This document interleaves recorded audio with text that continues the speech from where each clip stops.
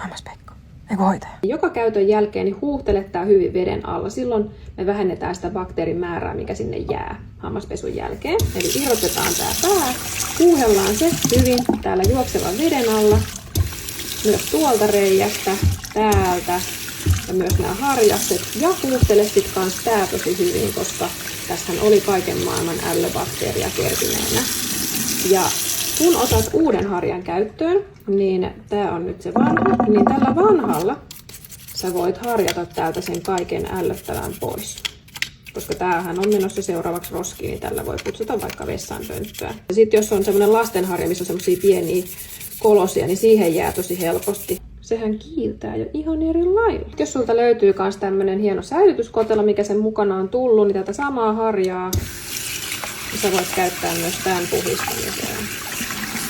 Tiskiainetta voisi myös käyttää tähän näin, koska olen töissä, niin meillä ei ehkä huoneessa nyt ole.